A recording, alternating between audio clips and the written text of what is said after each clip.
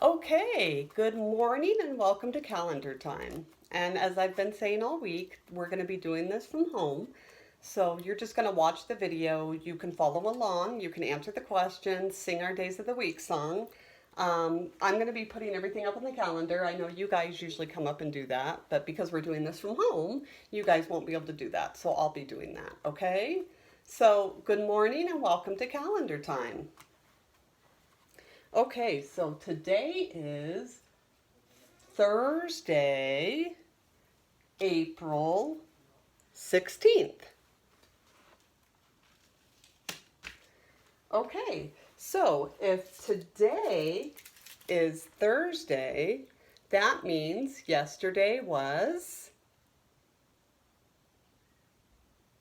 yes, good job. Yesterday was Wednesday. So I'm going to put our yesterday right here next to Wednesday. And if yesterday was Wednesday, we said today is Thursday. Good job. And I'm going to put today is right next to Thursday. And if today is Thursday, tomorrow will be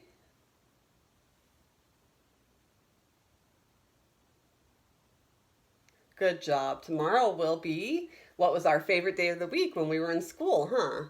Friday. Okay, so let's do our Days of the Week song. Days of the week, days of the week, days of the week, days of the week, days of the week. There's Sunday and there's Monday, there's Tuesday and there's Wednesday, there's Thursday and there's Friday, and then there's Saturday. Days of the week, days of the week, days of the week, days of the week, days of the week. Okay, good job. So let's talk about the weather.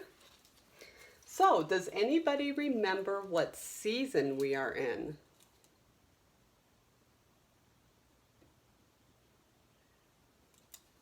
Good job. Yes, we are in the season of spring.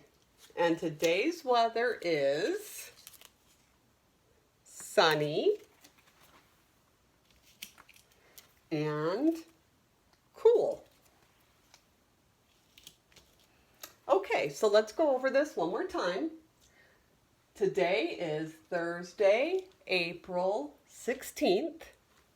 Yesterday was Wednesday. Today is Thursday. Tomorrow will be Friday. The season is spring. And today's weather is sunny and cool. Okay, good job. So I'm going to go ahead and read a story. This book is called Miss Nelson is Missing.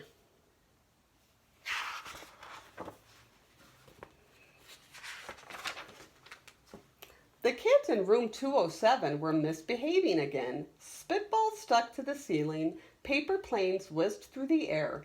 They were the worst behaved class in the whole school. Now settle down, said Miss Nelson in a sweet voice. But the class would not settle down. They whispered and giggled, they squirmed and made faces.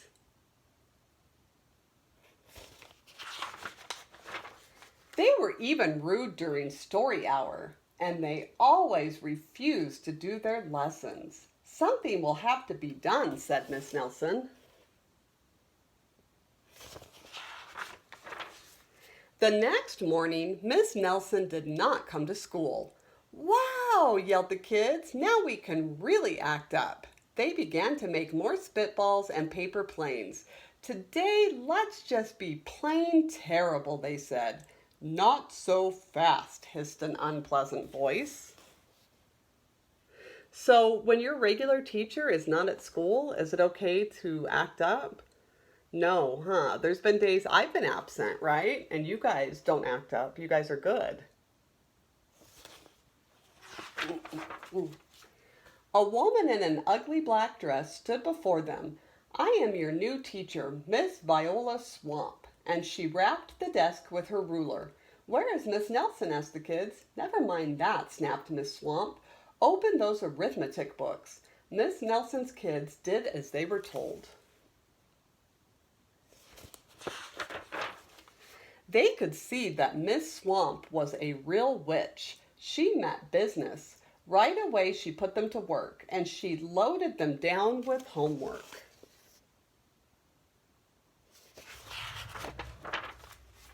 "We'll have no story hour today," said Miss Swamp.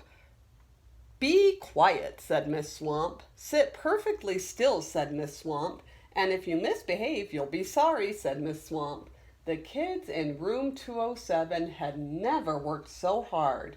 Days went by and there was no sign of Miss Nelson. The kids missed Miss Nelson.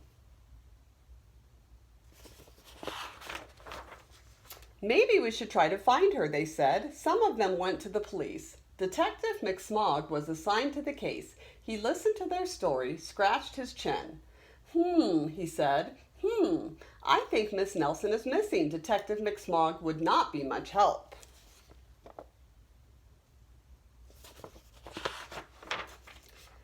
Other kids went to Miss Nelson's house. The shades were tightly drawn and no one answered the door. In fact, the only person they did see was the wicked Miss Viola Swamp coming up the street. "If she sees us, she'll give us more homework." They got away just in time.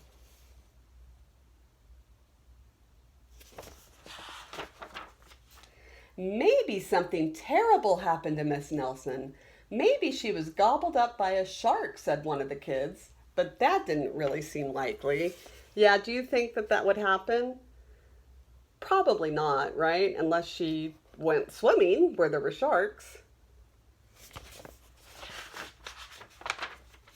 "Maybe Miss Nelson went to Mars," said another kid. But that didn't seem likely either. She'd have to have a rocket, to get to Mars. "I know," exclaimed one know-it-all. "Maybe Miss Nelson's car was carried off by a swarm of angry butterflies." But that was least likely of all. I don't think that could happen. I don't think butterflies could lift a car, do you? The kids in room 207 became very discouraged. It seemed that Miss Nelson was never coming back, and they would be stuck with Miss Viola Swamp forever. They heard footsteps in the hall. "Here comes the witch," they whispered. "Hello, children," someone said in a sweet voice. It was Miss Nelson. "Did you miss me?" she asked. "We certainly did," cried all the kids. "Where were you?" "That's my little secret," said Miss Nelson. "How about a story hour?" "Oh, yes," cried the kids. Miss Nelson noticed that during story hour, no one was rude or silly. "What brought about this lovely change?" she asked. "That's our little secret," said the kids.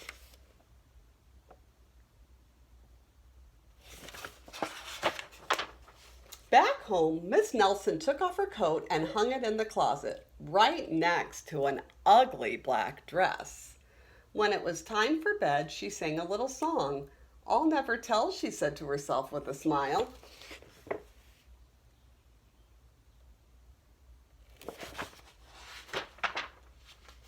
P.S. Detective McSmog is working on a new case. He is now looking for Miss Viola Swamp. So do you guys understand what happened? Miss Nelson pretended to be Miss Viola Swamp so that she could get her kids to behave. I'm lucky. You guys are so good. I would never have to do anything like that. So anyway, we are at the end of calendar time. It was good to see you today. Bye. I'll see you tomorrow.